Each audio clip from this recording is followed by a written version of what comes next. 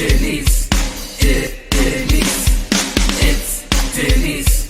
It's Denise. It's Denise. Denise. It's a podcast party. It's a podcast party. It's a podcast party. I gotta say, I feel like we're besties now after this. What's up, guys? It's Denise Salcedo. Hey there, everyone. Welcome to Speak Now Pro Wrestling. I'm your host, Denise Salcedo, and today it is March 30th. We got AEW Dynamite to talk about here today, and this Dynamite kind of like crept up on me for some reason today.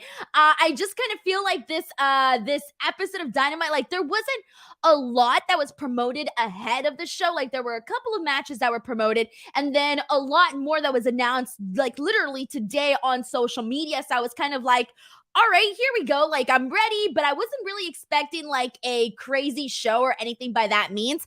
I wouldn't necessarily describe this show as crazy by any means because we've had some really crazy episodes of Dynamite, but I will describe this show as very, very fast paced. Like this show flew by, okay? Like there was just so much consecutive, like we got a lot of really good matches. I would say at least like 3 matches that I really enjoyed here tonight. On top of that, we got a bunch of promos. We got a bunch of like a movement for the storylines and whatnot. So this felt like a very action-packed episode.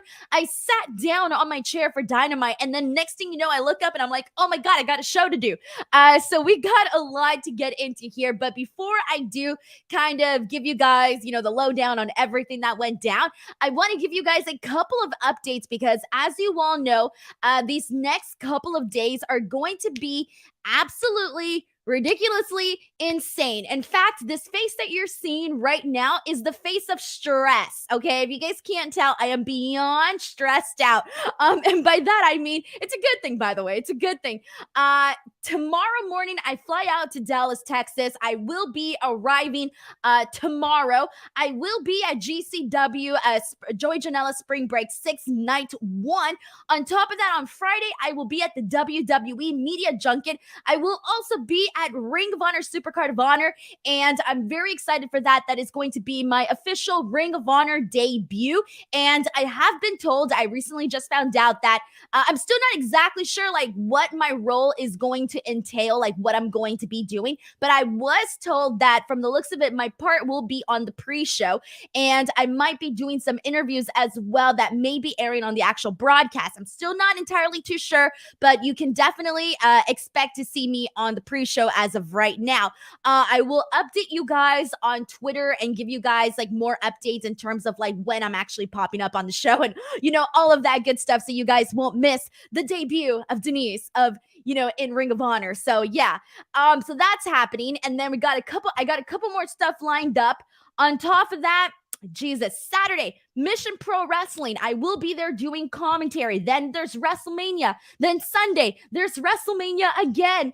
And there's just too much, guys. There's too much. I might go insane. But I'm really looking forward to all of that. So it's going to be a like batshit crazy week, okay?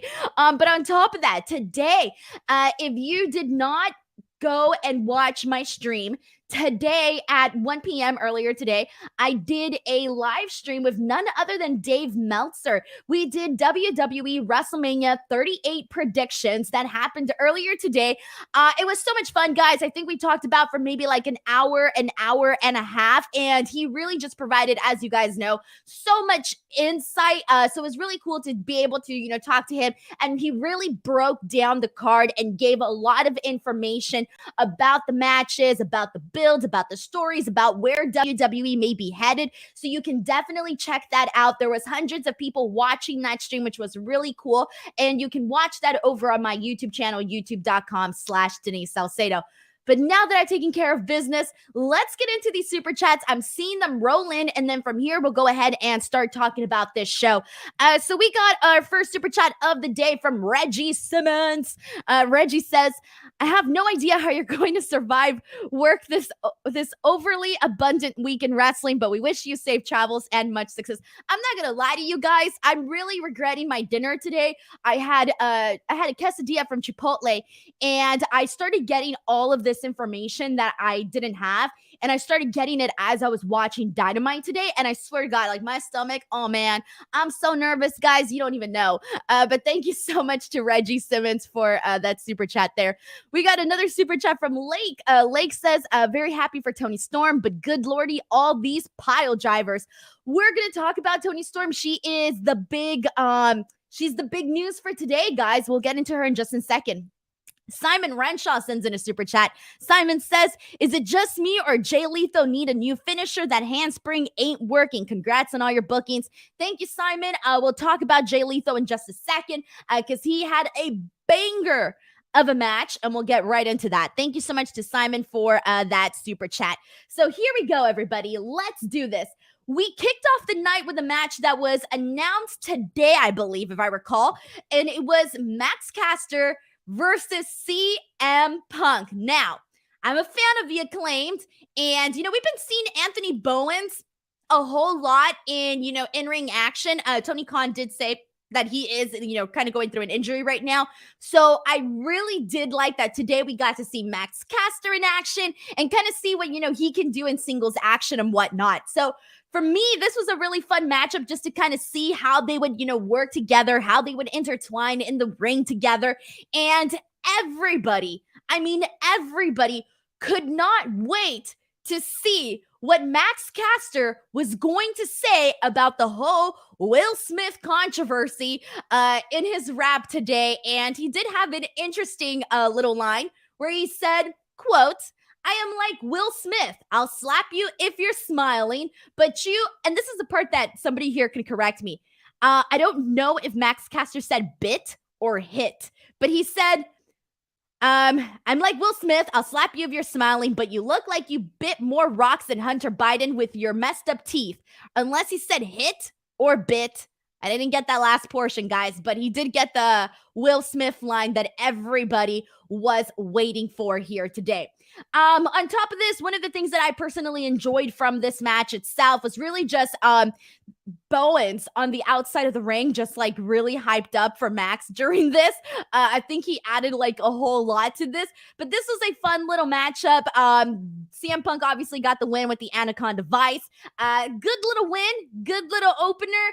I don't think there was anything much else that I want to talk about in regards to the match, but I do want to talk about what CM Punk had said after the match. So after the match, CM Punk does a quick promo, and he basically confirms that he is going for the AEW World Championship. So he had kind of already alluded to this. He kind of like walked, like he was sort of like walking on eggshells, I believe, like during the AEW Revolution post conference. Like he almost didn't want to like outright say he was going for the title. So he kind of like walked around it, but he going for the title now, which I mean, that was expected at some point. I think we were all pretty much expecting that. So I like that. I liked how fired up he was. This was a good opener, guys. Also, Roberto points out the Z-Pack line about Max Caster and basically saying CM Punk was going to shit his pants and all of that. Lake says bit makes more sense, bite, because he said his messed up teeth. Yeah, that's exactly what I was thinking. At first, I thought Max Caster said hit, but then when I heard the rest of it, I'm like, maybe he said bit. So there you go.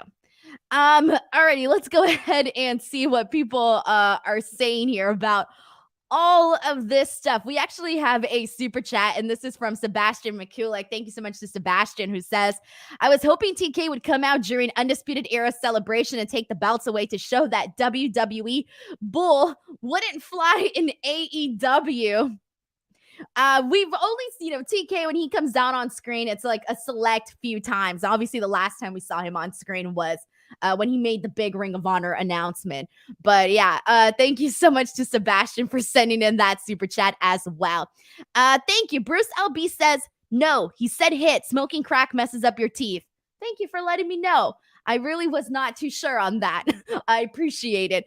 So there you go. The whole controversy. Did he say hit or bit? We'll find out pretty soon. All right, so here we go, guys. Someone also says it was hit to take a hit of something. He was making fun of Hunter's last drug problem. As you guys can tell, I'm a nerd that apparently knows nothing about drugs or drug lingo or drug slang. So now I feel like a dork. So thank you so much to everybody in the chat here who's a lot more equipped to answer these questions. Thank you so much. Okay, so it was hit. He's not biting any rocks. I feel really dumb. Booty Butt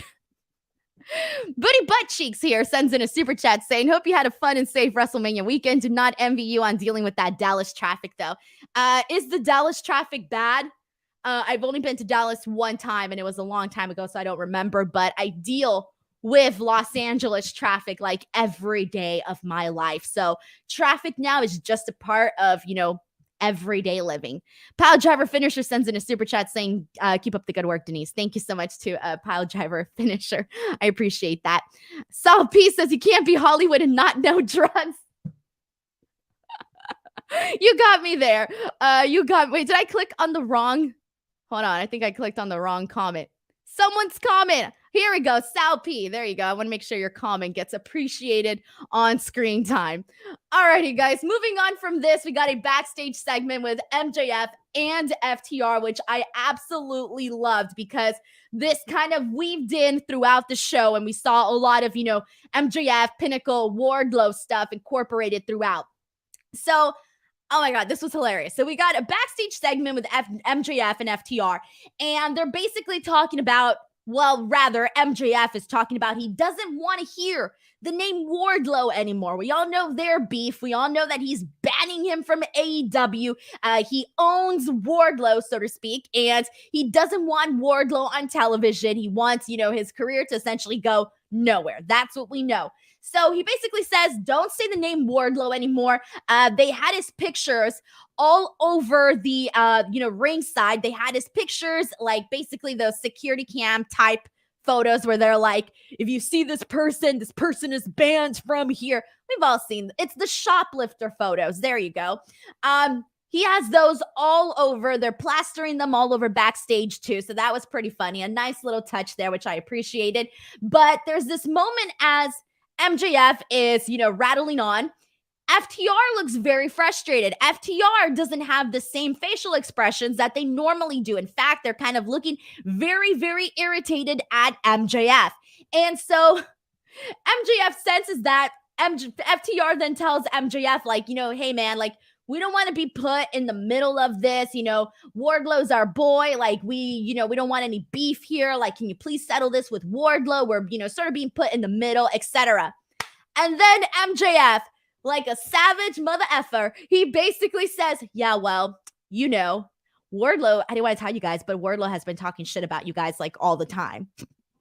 This killed me. This absolutely killed me. It was that one line from MJF that made this entire segment worth it. This was hilarious as hell. He's talking shit about you, or he talked shit about you. Somebody left a comment on my Twitter account saying it reminded them of Regina George from Mean Girls. I agree. We got a very nice, generous super chat from Juan Rodarte, who says, great Thunder Rosa promo. Thought the Darby versus Andrade match was good. I marked out for hand strikes. Love the podcast. Thank you, Juan. And secondly, I agree with you on all of that. We'll talk more about this when we actually get to the match. But those back and forth, like, strikes between Andrade and Darby really, really fired people up. And it was just exciting to see. At the end of the day, when you see two people going at it, slapping the shit out of each other, you're going to get excited over that. So yeah, I agree. Thank you so much to Juan for the kind comment here. Booty Butt Cheek sends in a super chat saying, rip Darby Allin's kneecaps. That backdrop look haggard AF. Thank you for sending in the super chat as well. Andrew Cook says MJF being a mean girl. I think MJF has surpassed mean girl status. Alrighty, guys, in what was possibly one of the best matches of the night, this is obviously up to everybody's own opinion, but this was a really good match, and it was Jon Motsley versus Jay Lethal. So this was a really, really hot match. Like, it got started hot. It kept the momentum going. The crowd was ridiculously invested into the match, which was really good. We mentioned guys slapping each other back and forth. We got some really good stuff, some really good action during this, including Jon Motsley literally slapping Jay Lethal across the face, leading to a forearm exchange between the both. Before the commercial break or after the commercial break, we see a tope suicida from Jay Lethal. It was ahead of the commercial break. Thank you. And Lethal for the finish. We end up seeing him go for the figure four, but instead, Moxley ends up cradling him, going for the pin. It ends up being a 2, and then Moxley ends up hitting the paradigm shift. He hits the paradigm shift, gets the win. After the match, both guys shake hands. Good stuff there. There was also that really nice elbow drop from Lethal prior to the finish. I like this, guys. I thought that this was really good. I feel like Jay Lethal, like his, him coming into AEW was like very, very rocky. There was a whole lot of, dilemma with Jay Lethal coming into the company. There was, some backlash over that. And I feel like since then, they've sort of been like giving him matches like here and there. Like, he's not a guy that we're consistently seeing on television all the time, but he's on there. Like, he's having matches, etc. Right? And I feel though that every time he goes out there and he has a match with whatever opponent that he's wrestling with, it ends up being a good match where I'm like, shit. Like, I can't help but to root for his in-ring work and what he's doing in the ring. And this was no different than what he did today with Jon Moxley. And obviously, when you're wrestling a guy like Jon Moxley, you're going to be expecting a really hard-hitting match. And that's exactly what this match did. I think this match in particular was really responsible, even though it wasn't the opening match. I feel like it was really responsible for kind of for really getting the crowd, like setting the tone for the crowd. Like, even though Max Caster and CM Punk did like a really good job, opening the show, I feel like it was really Moxley and Jay Lethal that got the people kind of ready for that. I don't know, got them to that next level of excitement. So I feel like they should be credited for that because, yeah, they did really good in this. Like, had this been the opener, I think it would have been like, ooh, kind of hard though for anybody else to follow that up. But we got a super chat from Sebastian McCulloch who says, Tony needs to pay whatever to keep MJF in 2024. 2024 is going to be fun. I think. I don't even know. But Sebastian, thank you for that super chat here. Let's go ahead and see what people are saying because there's a lot of people putting over this match here. So I'm going to get a couple of your guys' comments here. This is from a Goomba 5K who says, give me Lethal versus Pac for the Owen Hart Cup. I'm so glad you mentioned that because now I want to see it too. Andrew Cook says, great competitive match and all the emotion Lethal showed with his frustration really helps tell that there is a story with his losses in on it. Exactly. Like, he's been going out there and having competitive matches, but, it's not always been the way he wants things to essentially go here. Let's go ahead and see what else we got here. And this is from Major Blood who says, it'll be interesting to see where Lethal's story is heading. Heel turn, new finisher, becoming unhinged to get the job done. The possibilities are endless. Let's see what else. Let's go through a couple more from people.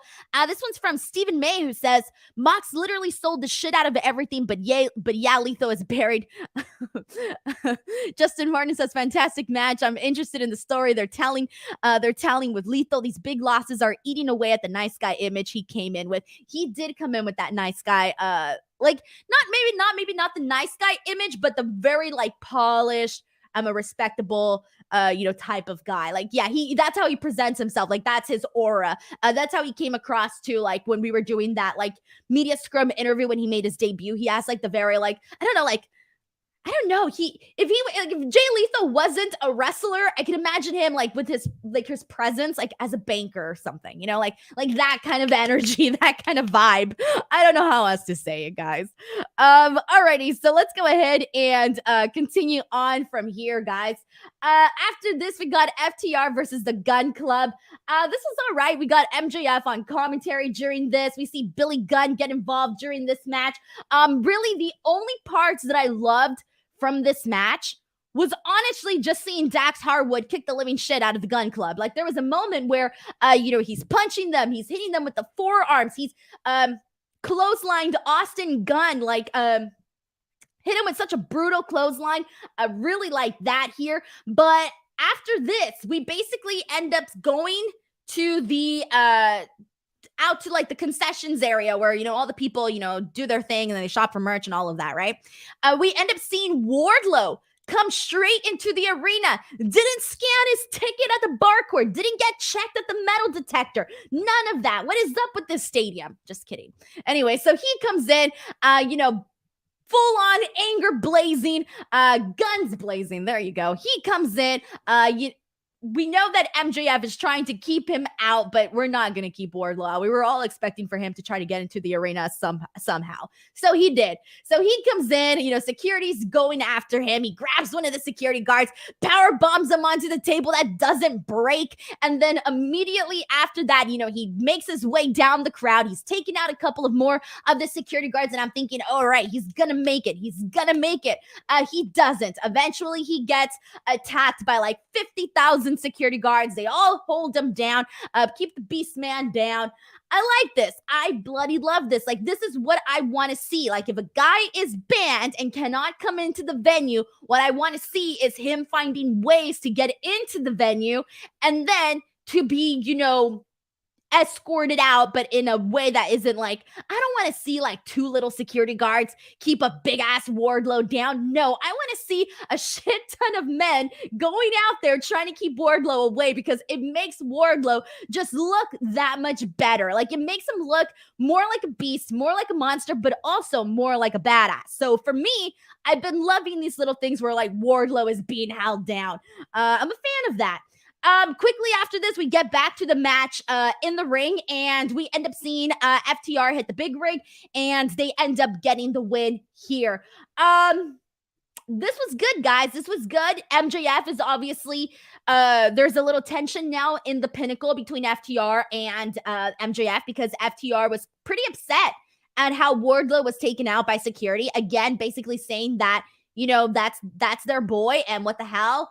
And MJF was like, it's cool, and trying to calm them down and whatnot. So he's trying to keep them happy. We know it's not going to last. So expect some sort of a downfall to come soon.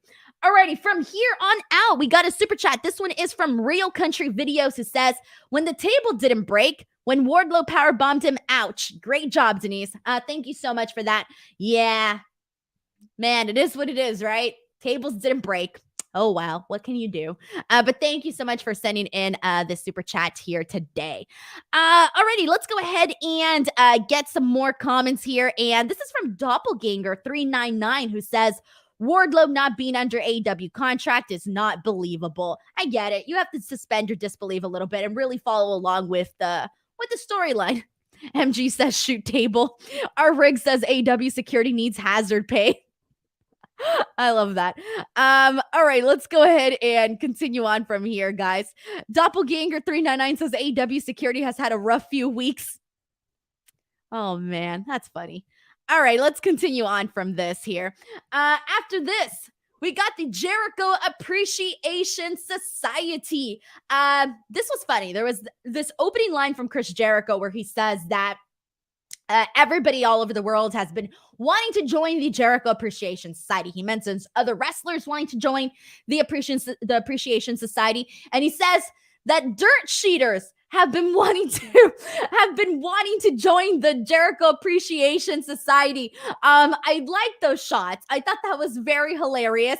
So yeah, sorry to all the dirt sheeters. We can't join the Jericho Appreciation Society. This ends up being a full-blown little brawl that we end up getting after this because the Jericho Appreciation Society is basically acting like they're all good. They're pretend like they think that, Santana and Ortiz and Eddie Kingston are nowhere to be found. But in reality, they end up like hiding behind a curtain and they end up jumping the Jericho Appreciation Society. So this was good. They all brawl in the back and eventually make their way out to the ring. We have Eddie Kingston. One of my favorite parts was Eddie Kingston literally beating up Chris Jericho. And as they're walking, like by the ramp. He's like pushing him and shoving him. And at the exact same time, he still has time to fist bump one of the little fans in the audience. I thought that was really funny. I appreciated little stuff like that. But they end up in the inside the ring, and for a while there, we see Eddie Kingston and Santana and Ortiz get the best of Jericho Appreciation Society. But in the end, it is the Jazz that ends up getting the upper hand here. We see Daniel Garcia lock in Kingston in a sharpshooter. We see Jericho pull out his bat, hitting Eddie Kingston multiple times with his bat over and over. Jericho then takes off, then gets a whip, and he starts whipping Kingston with a leather strap. So it was a really pretty gnarly beatdown. I love stuff like this, and I think coming off of like the whole Wardlow thing and then going into this attack that started in the back and ended up, in the ring. I like stuff like that. Like when we get to see more usage of the locations and different environments, I really, really mark out for stuff like that. So I was a fan of all of this, basically going down here on the show here. Andrew Cook says the Jazz was dressed like a boy band, but except Garcia, they're all too old for that. Kingston needs to call Homicide for backup again. Hey man, you're never too old to dress up like a boy band. As a fan of the boy bands, can't help it. Weak in the knees for them boy bands, but yeah. All right, let's go ahead and get some comments here. Anthony Analog says dirt sheets are all elite. Church of Platinum says not a bad segment, but went on for too long. I didn't mind it. I appreciated it. I really did. Justin says Kingston, Santana, and Ortiz coming back to fight was cool, but they fell victim to the numbers again. Question is, who helps them even out the odds? It's a good question there. We've been getting a lot of the beatdowns, odd numbers, even numbers. We'll get to that in just a second because there's more to that. Alrighty, guys. We got more people agreeing that segment was hella long. Oh man, I thought it was all right, but clearly I'm in the minority here. All right, Jade Cargill. It looks like we officially have the person who is going to be her 30th opponent. Now, we've been kind of talking about how Jade Cargill has kind of been jinxing herself here, where she was already planning the celebration. The way that, they painted this whole 30th challenge and the victory and all of this, it kind of feels like she's not going to get that victory, okay? Now, Mark Sterling basically tells Jade Cargill today that he has two options for her 30th opponent. He brings out the librarian, Leva Bates, and she's kind of like, Jade's like, nah, like, it ain't gonna be her. Like, really? No. So buries her and she's out the picture, so it ain't gonna be her. Mark Sterling is a little bit, he's kind of filled with doubt. He's kind of doubting Jade Cargill because he looks at her and he says, okay, well, the next opponent's going to be Marina Shafir. And he's kind of saying it underneath his breath. And Jade's like, who? And finally he says it louder, Marina Shafir. And so she kind of plays off of like her really not knowing who Marina Shafir is. So there's the doubt has now been put in, not just into the fans, but also into like Mark Sterling and, those close around Jade Cargill as to whether or not she can actually defeat Marina Shafir. Now, I'm assuming that this is where Jade Cargill's streak is going to end. It will be a massive win for her, but I have a feeling this is where it ends. I don't know. Shafir is only 33 years old. She basically returned to so the last time that we saw her, she was obviously in WWE, and they really weren't using her much at all. Like, she was rarely there. I think, like, we saw her on Raw Underground. She had, like, one match on Raw Underground, which was a whole other story for a whole other topic for a whole other time. But after that Raw Underground stuff, like, we really didn't see much of her at all. And then it was on June 25th, 2021, when Shafir was among the many releases from WWE, and she was released from her contract. And since then, I think she's been doing, a couple of indies, wrestling on GCW, etc. But, now she's going to be fighting Jade Cargill. Now, I think this is definitely the kind of match that you want to have for Jade Cargill.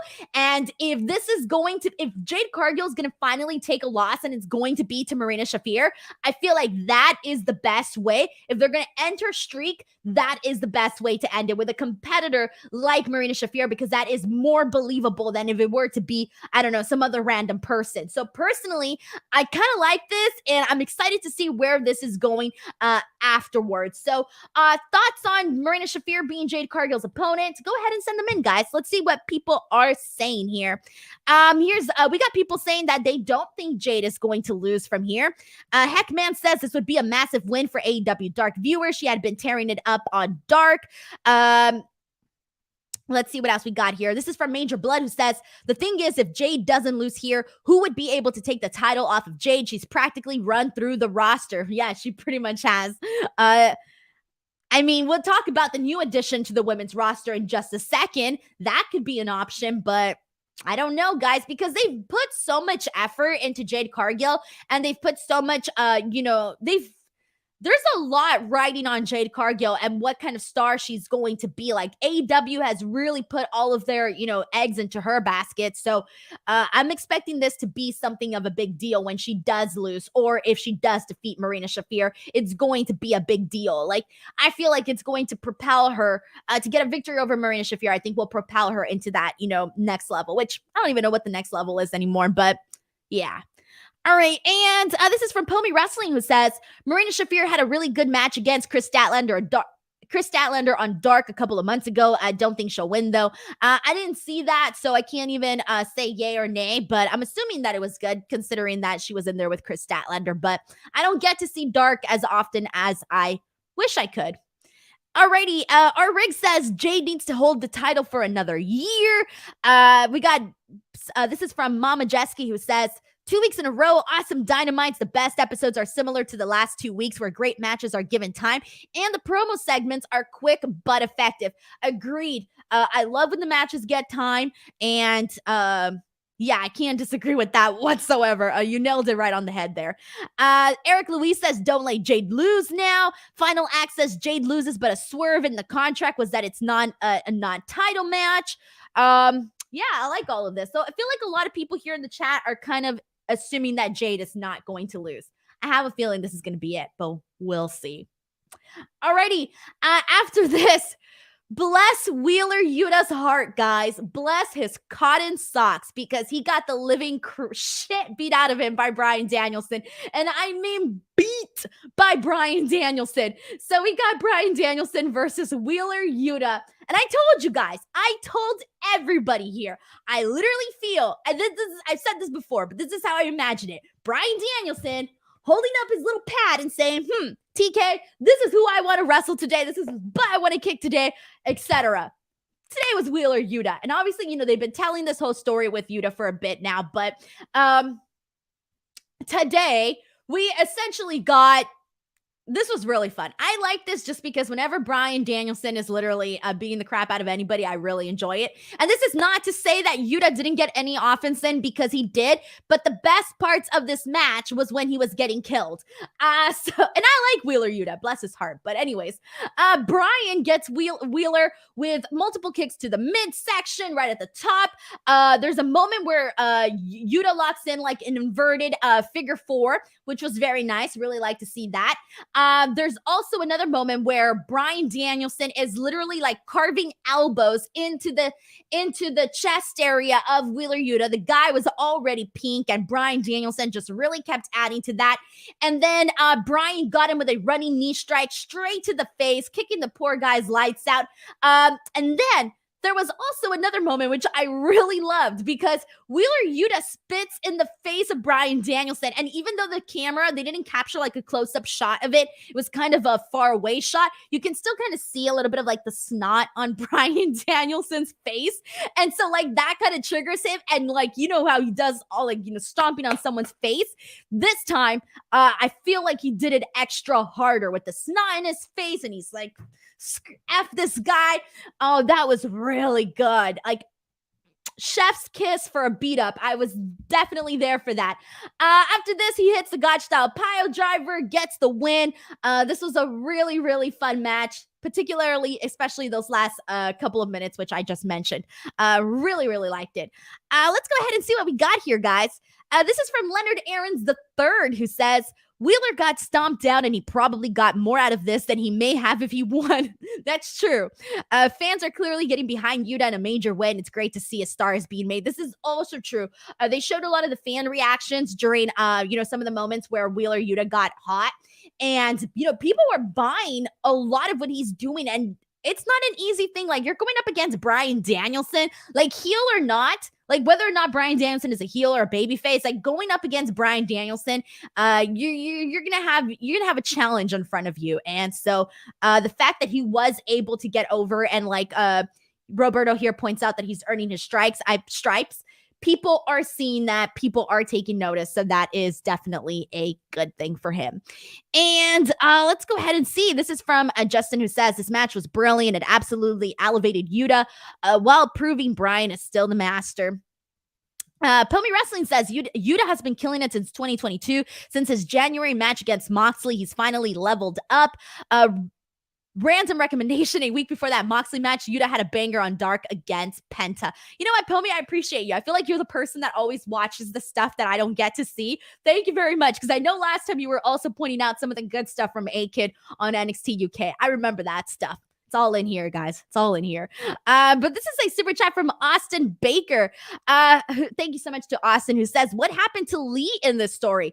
Lee Moriarty, like, he's sort of been like weaved in and out of this. There's no like particular storyline with him. I just feel like he's a part of things. But yeah, he's sort of been a little bit like edged out to the side here. But oh damn, like we just saw him in a match recently that I recall enjoying, but for the life of me right now, I can't remember what it was.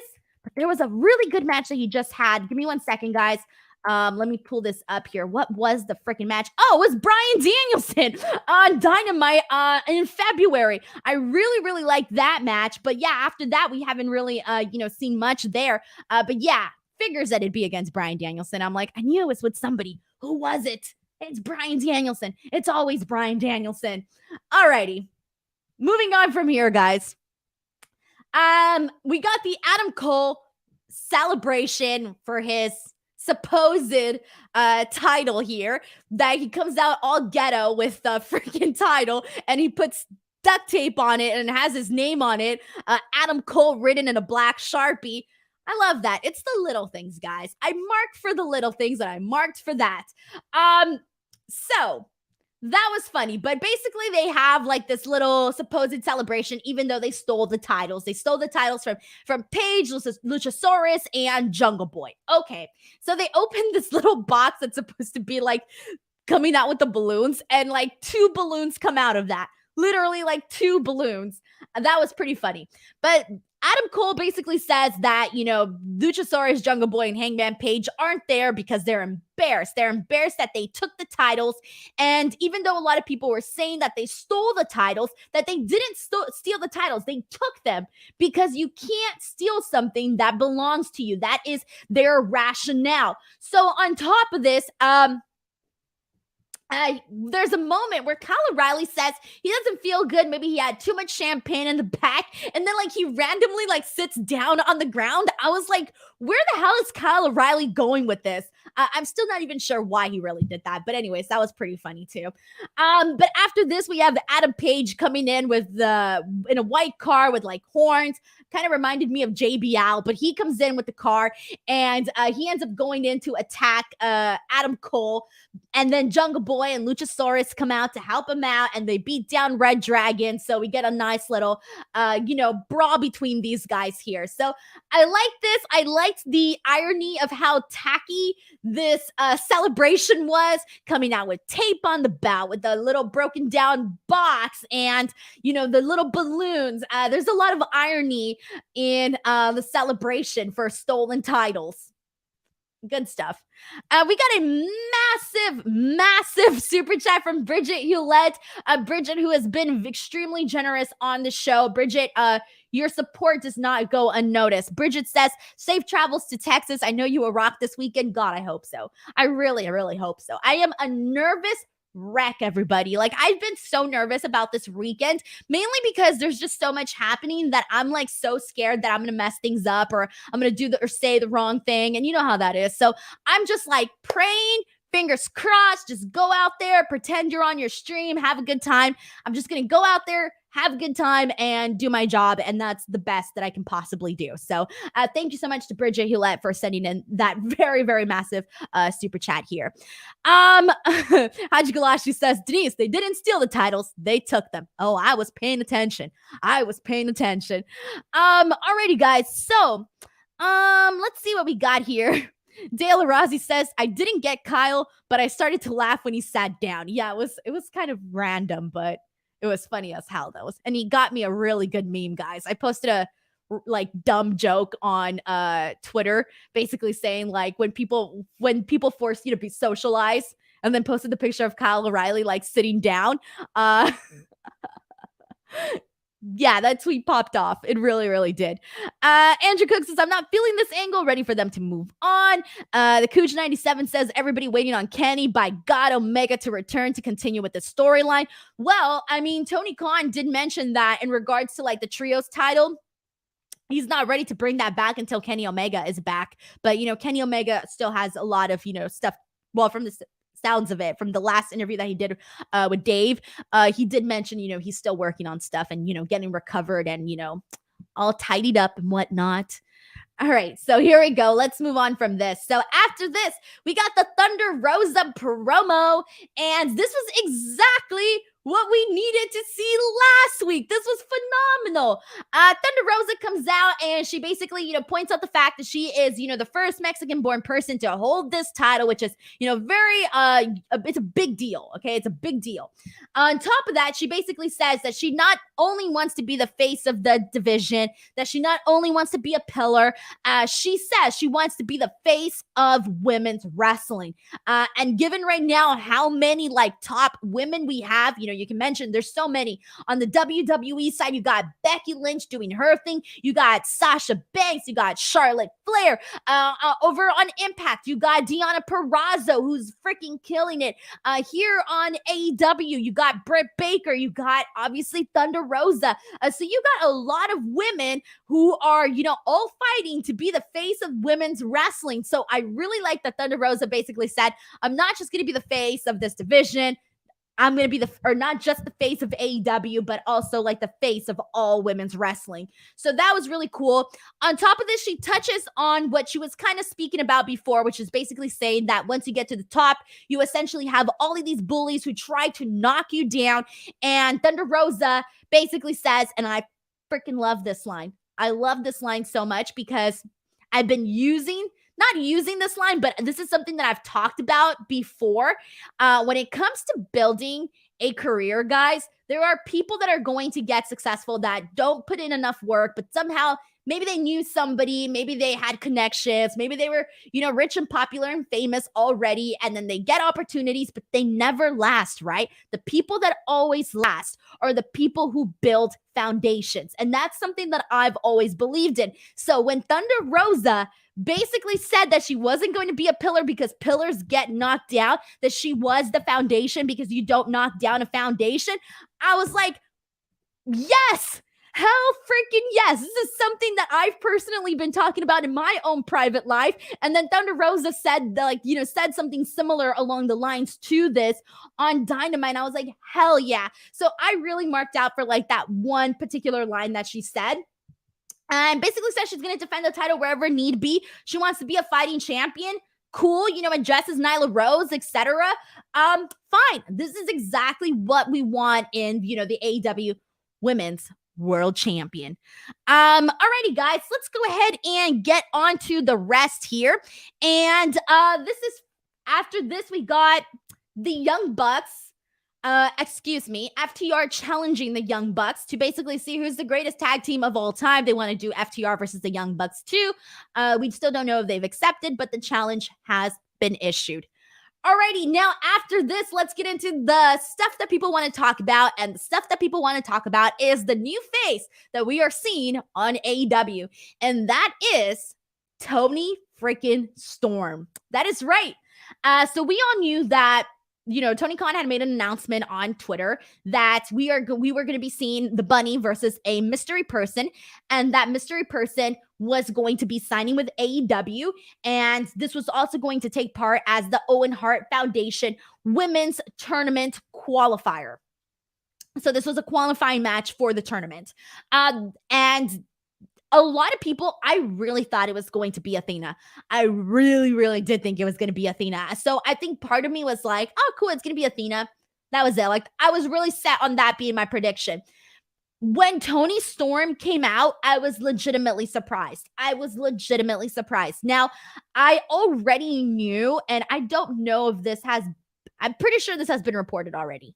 Yeah, I'm pretty sure this has been reported already, but if it hasn't, my bad. But I know that Toni Storm was backstage in Orlando. I know that she was backstage in Orlando. So, but I didn't expect to see her on AEW here today. For some reason, I still didn't expect it, okay? Like, I legitimately did not.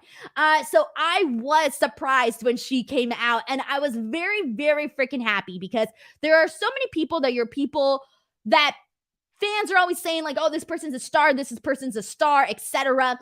And Toni Storm is that person. She's that person that people are like, this girl's a star. There's no way this person could drop the ball on her. And unfortunately, the ball was dropped. In WWE, she was there, I believe, since like 2017 or something like that. She was on NXT UK, doing her thing, getting the title and whatnot. So she was doing pretty good on NXT UK. We started seeing her when she got moved up to the main roster. Things weren't really going that great for her. As of late, the last thing that we had seen was she was feuding with Charlotte Flair, which I was actually really stoked about because Toni Storm versus Charlotte Flair during that time on SmackDown was legitimately not only just a fresh matchup, but it was a fresh feud. It felt like something exciting for the women's division was finally happening over on SmackDown. So personally, I was very excited about the whole story that they were telling with Toni Storm and Charlotte Flair. Granted, the whole pie in the face thing, maybe not my cup of tea, but regardless, I really was enjoying the ring work between Charlotte and Toni Storm. Prior to that, she was in the Queen's Crown tournament in which she was eliminated very quickly, and she had like a 2-minute match. We've already settled that whole controversy, but so you can argue that things were maybe kind of getting a little better for her on the main roster, but there still really wasn't much going on with her. There was a point where we hadn't even seen her, where she wasn't really like even on the show, etc. And then she ended up leaving, and apparently it was reported that it was due to burnout that she left from WWE. So she comes out here today. She makes her AEW debut, defeats the Bunny, hits her with the Storm Zero for the win. A nice little matchup, solid little match there. But the whole thing here that I personally want to talk about more is I really am excited about Toni being in the women's division, because if you think about, right now we have Jade Cargill. They're making a new star with her as TBS champion. You have Thunder Rosa as AEW Women's World Champion. On top of that, you got women like Anna Jay. You got Ty Conti. You got Serena Deeb, Hikaru Shida. You got all of these women, Chris Statlander. You got up-and-comers like Red Velvet, Layla Hirsch. There's so many, right? So many women that are coming up or doing things or adding to the roster in their own way. Britt freaking Baker, who, just finished off her reign. So there is a lot. Mercedes Martinez, Ruby Soho. You see, I forgot people. But the point that I'm trying to make is with all of these names coming in, especially also the addition of Paige Van Zant, from the looks of it, Marina Shafir, all of these women coming in and they're all offering something different is making me excited about the women's division in general. Like, I feel like immediately I was like, oh my God, I really want to see Toni Storm and Britt Baker. Like, they have this, like, they both have this same a similar aura of, a star. And I feel like Britt Baker's attitude mixed in with Toni Storm's attitude. I want to see them go at it. Toni Storm, Jamie Hayter. People are going to lose their minds. But I think that would be great. Toni Storm, Thunder Rosa. Toni Storm, Ruby Soho. Toni Storm, Chris Statlander. Like, there are so many options here for what you can do with Toni Storm. And I feel like, people have been saying that Toni Storm is going to be a star. This is the official moment to, really show what she can do. And she appeals to a lot of people too. Like, she appeals to, different types of wrestling fans, which I think is pretty cool. So anyways, I'm looking forward to seeing what Toni Storm is going to bring for the table here. But let's go ahead and see what you guys were saying. How did you guys feel about Toni Storm coming into AEW, etc.? And Eric Louise says, Excalibur ruined Toni Storm's debut with his weird, obscure references that hardly anybody knows. She deserves better than that introduction. I didn't, to be honest, I think I did not even listen or pay attention to that. So I'm sorry. I don't know what he said. There's times where I mute commentary just in general. It just happens sometimes because I was so excited about her debut. I don't think I was listening. But let's see what else we got here. This is from Major Blood, who says Toni Storm was so emotional. The bunny was great here too. And see, like, the bunny, like, she really knew, like, we all knew the bunny wasn't going to win. Like, we all knew that the bunny was just, she was just getting TV time. So good for her. But she went out there. She did what she was told to do. She did her job. Obviously, she knew she wasn't going to be the focus in this segment whatsoever. And that's fine because it's Toni time. Thank you to M. Durrett as well. A lot of people really pointing out how she was very emotional during this. So that's definitely something that a lot of people caught on to immediately. And this is from the Polished Gent, who says, if this was a qualifying match, I'm so stoked to see what else is in store for the Owen tournament. Exactly, for the women's and the men's as well. Alrighty, let's continue on from here. Someone says that Excalibur mentioned all her indie and Japanese accomplishments, pretty much everything outside of WWE. Makes sense. Someone says Excalibur was referencing and putting over Stardom. Okay, cool. So it doesn't seem bad. All right. And let's go ahead and move on from here, guys. Let's see what we got. So after this, actually, before I get into, we got one more match to talk about in some of the upcoming matches. Friendly reminder for those of you who just tuned in, if you haven't already, head on over to youtube.com/Denise Salcedo. Today on my YouTube channel, I did WWE WrestleMania 38 predictions with Dave Meltzer. We talked for about an hour and a half. Really, really good, insight. If you guys are, looking forward to watching WrestleMania and you really want to have somebody that is knowledgeable, really break down the card and everything that went down, that's going down on the show, I definitely suggest that you check out that video. It's doing really good right now, which makes me happy because that means more subscribers to my channel.